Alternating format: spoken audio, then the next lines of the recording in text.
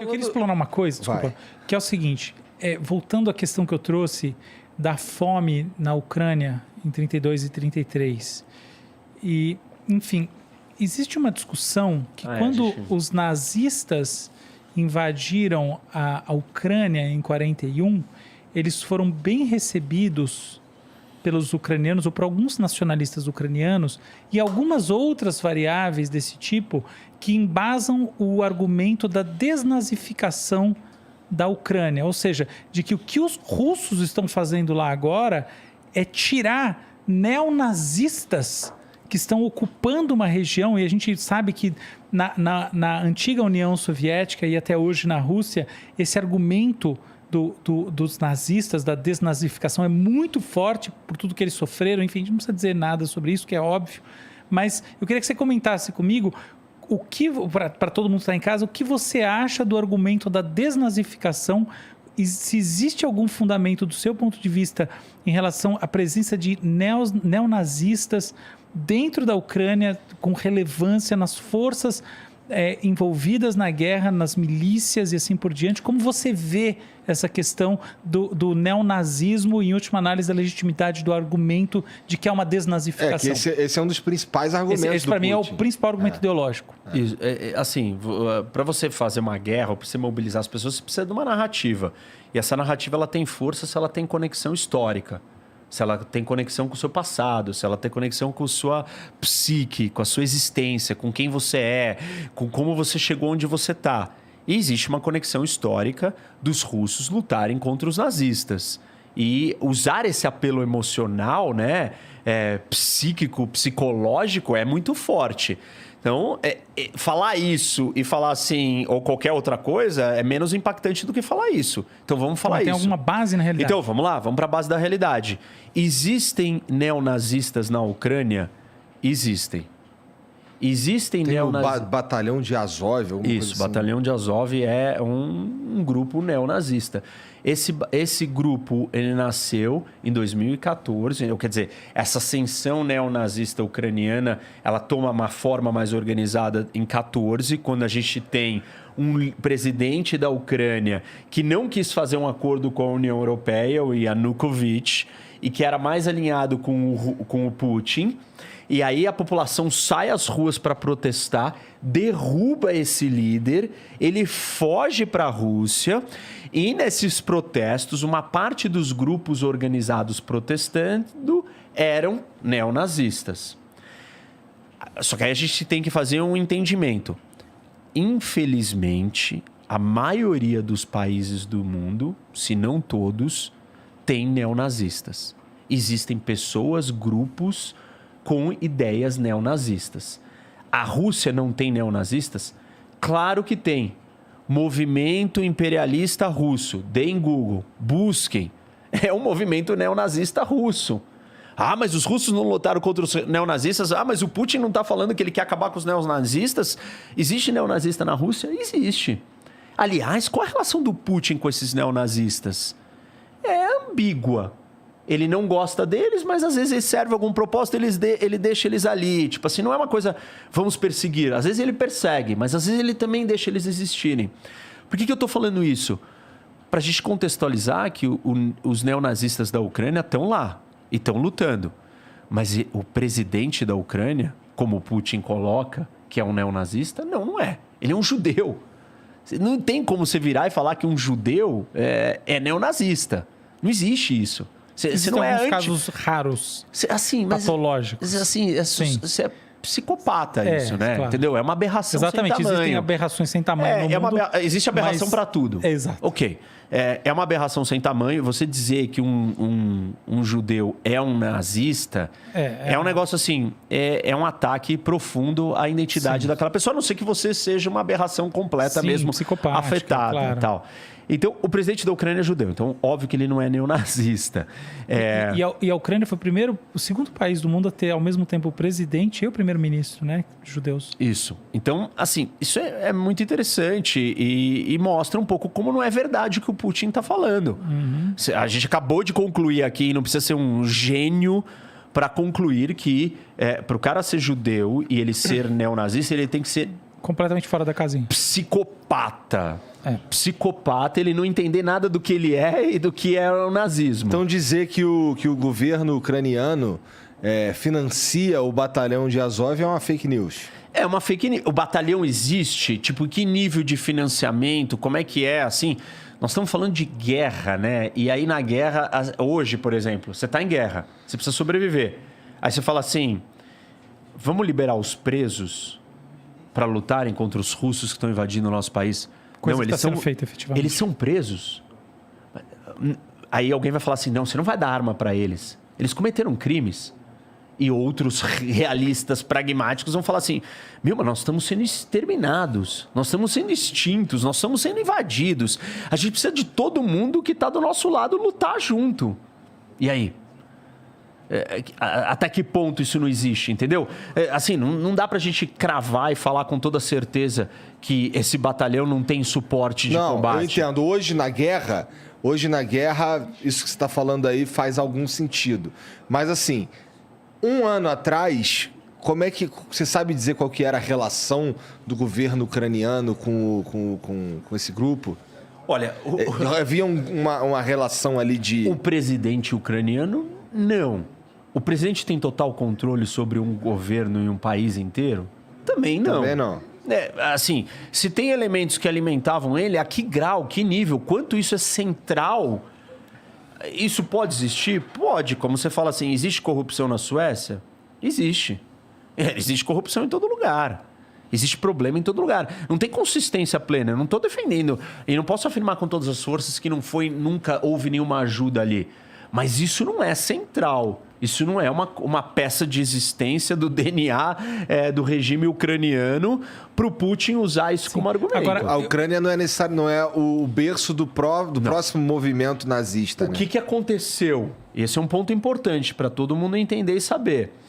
Quando houve o combate no leste europeu de 2014 em diante dos separatistas que queriam se juntar à Rússia dentro da Ucrânia, esse grupo neonazista dentro da Ucrânia estava ali lutando. E isso atraiu neonazistas do mundo inteiro que queriam participar de um combate. Isso que você está dizendo é importante. Então, é mais ou menos quando os americanos foram para o Iraque e para o Afeganistão, atraíram todos os fundamentalistas jihadistas islâmicos para irem lá ter a chance de lutar contra americanos e matar americanos. A Ucrânia, nesse contexto, nesse cenário, com a ascensão deste grupo minoritário, virou um polo de atração de neonazistas de outros lugares do mundo isso é importante. Para ir lutar ali, porque existia um grupo organizado neonazista. A gente está falando de hoje isso?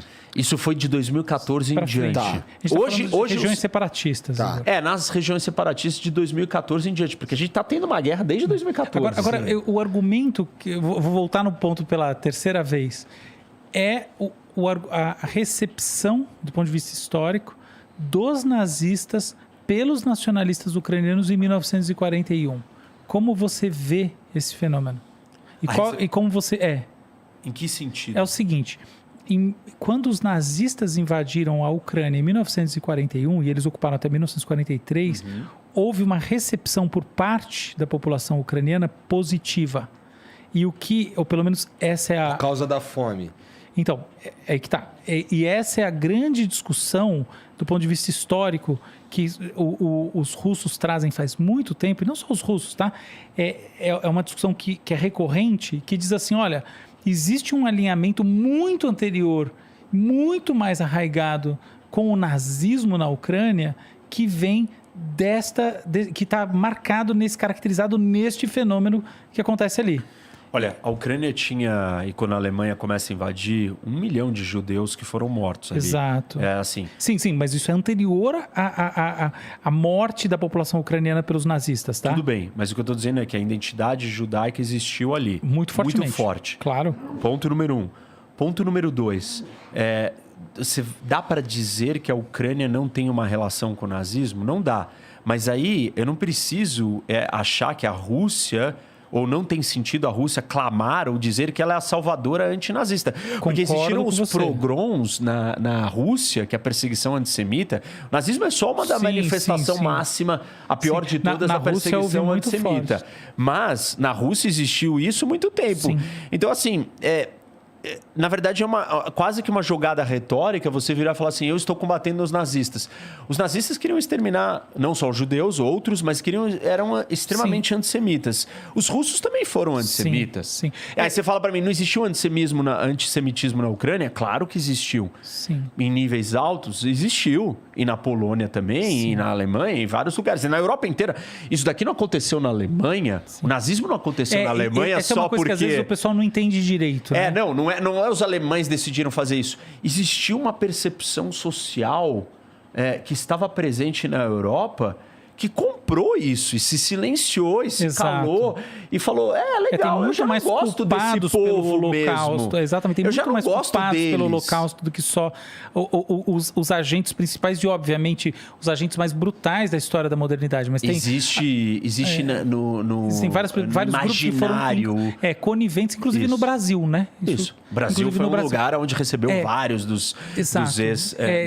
Exato. Ser conivente com o nazismo no Brasil foi uma prática durante um bom tempo. Agora, fazer esse comentário sobre essa questão, como eu vejo quando me colocam esse ponto, é o seguinte: quando o Stalin estava buscando o exercício da hegemonia sobre a Ucrânia, em 32 e 33 aconteceu um fenômeno que hoje em dia é conhecido como Holodomor, que é o Holocausto ucraniano, que foi uma grande fome que matou mais de 3 milhões de pessoas e que foi originada, ou melhor, tem a ver, entre outras coisas, com o confisco das terras produtivas na Ucrânia e o uso da produção para exportação pela estrutura da União Soviética, obviamente controlada centralmente pela Rússia.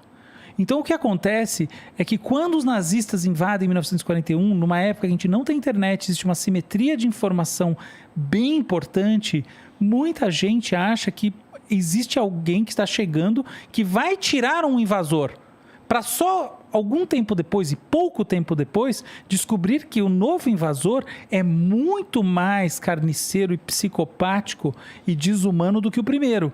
E mata, inclusive, um número maior de pessoas, que passa de 4 milhões de pessoas. Então, quando alguém me fala assim, olha, mas e como é que você responde à questão da recepção pelos nacionalistas ucranianos de braços abertos dos nazistas, que alguns efetivamente fizeram isso? Eu, inclusive, fui buscar documentos históricos para entender melhor isso. São aquelas pessoas que passaram pela fome causada, desenhada do ponto de vista institucional pelo Stalin.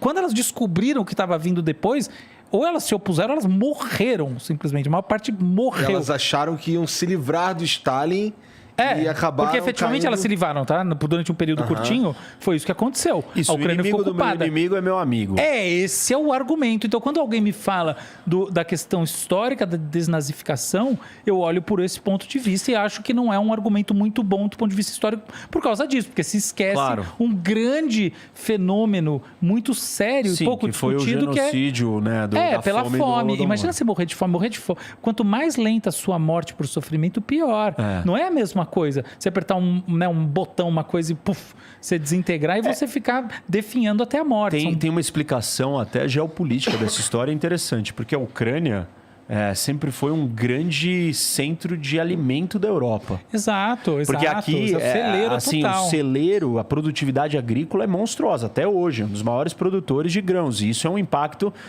no preço da comida no mundo. E essa é uma das consequências que nós vamos ver dessa guerra. Sim. Porque a gente tem que lembrar que a Primavera Árabe ela acontece com um problema de aumento de custo de alimento para esses países. Claro. E essa Primavera Árabe é que leva às revoluções internas, às guerras civis, a guerra civil da Síria, que causa todos os refugiados, todo o problema político na Europa, ascensão de partidos ultranacionalistas, anti-imigração, Brexit e todo o caos que a gente está assistindo polarizante dentro da Europa. e abala o projeto europeu. Isso começa com um alto preço do alimento. Se a Ucrânia e a Rússia são grandes produtores de alimento, e a Ucrânia mais ainda, e no meio de uma guerra esse alimento vai aumentar, o preço já está aumentando e vai causar ainda um problema de abastecimento em vários outros países, inclusive a Turquia, por exemplo, nós vamos ter um problema maior. Mas voltando então para a geopolítica aqui. Isso daqui é um centro de produtividade agrícola. Para a Rússia existir desse tamanho de território, ela precisa alimentar as suas cidades. As cidades russas, as grandes cidades é aqui, Moscou e São Petersburgo. Quanto mais você anda para lá, pior é. Porque 25% da população russa está concentrada na Ásia. 70% do território é Ásia. 70% a 75% do território da Rússia é na Ásia, só que só 20% está morando lá. Por quê? Porque é muito longe do quê? De um lugar que produz alimentos. Como é que você vai alimentar? Como é que você vai construir uma cidade gigante aqui se não tem comida para essas pessoas? O custo de transporte desse alimento inviabiliza o surgimento de grandes cidades. Então, para o projeto russo sobreviver territorialmente dentro dessa estrutura que ele está colocado, ele precisa expandir. Expandir para onde? Para os territórios adjacentes. Qual é um dos principais territórios adjacentes? Onde você consegue produzir muita comida para construir e alimentar essa cidade e outras possíveis. E a Ucrânia é a peça-chave aqui.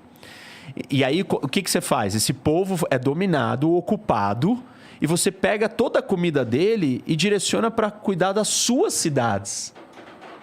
Então, esse é um problema geopolítico da existência desse território, que faz ele tomar essas ações imorais e destrutivas e assim, inaceitáveis, mas tem um problema de logística, de sobrevivência para que esse território exista.